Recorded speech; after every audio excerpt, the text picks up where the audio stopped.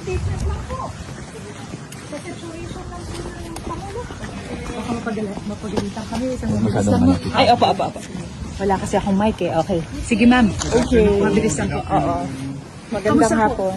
Kamusta po si Presidente? Yes, okay naman siya. Nagkita kami ni former President Rodrigo Duterte sa loob. Nandoon pa rin siya sa loob ng hospital. So, hindi pa siguro siya all clear. Base siguro sa assessments ng doctors niya. He's in very good spirits. Kung kamusta yung pagkain, sabi niya meron namang rice. And then, tinanong ko siya kung paano yung ulam. Sabi niya, half-half daw. So, hindi ko alam kung ano yung ibig sabihin ng half-half. Pasok ako doon, pinapauwi na niya talaga ako. Paulit-ulit kasi siya sa sinasabi niya na, what are you doing here? Diba sinasabi po niya, sipain ko pa yung ICC, hindi talaga ako papahuli ng buhay. Sabi niya, ano daw, wala din naman daw siyang ginagawa sa labas kasi hindi pa naman daw siya mayor. So, might as well tumiram daw muna siya sa loob. So may ano na po siya, parang routine na po siya. So he can still make it, Is he enjoying?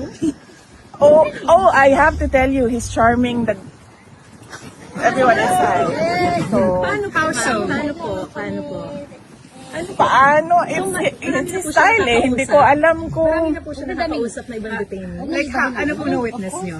he's very friendly with people inside. So, meron na silang banter eh. So, and then he said that he doesn't regret anything that he did sa pagtatrabaho niya para sa bayan at nakita naman daw ng bayan kung ano yung resulta ng kanyang serbisyo para sa bayan. VP, how's your visitation? Do you have to apply every single time you Yes. apply? Oo. You come? Oo. Matagal ba? Yung, I mean, ano? Or sa, ewan ko saan sila kumakain, yun ang hindi ko alam. So the place where he is specifically is still like a cell pero nasa hospital part? Or is it a clinic?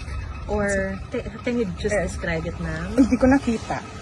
Ang Pero kanyang yung sinabi po niya quarters. sa inyo na parang clinic part po ba yun? Hospital part? Or yung pinakikita po sa ICC website na cell ng bawat detainee?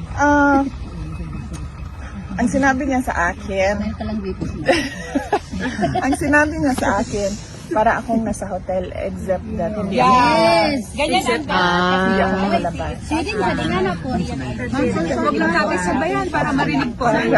Nag-sink in na po sa kanya yung nangyari. Na, kasi pag uwi niya po from Hong Kong, parang bilis po ng lahat ng mga bagay-bagay eh. Alam naman niya, oo, sinabi naman niya na haharapin ko ito.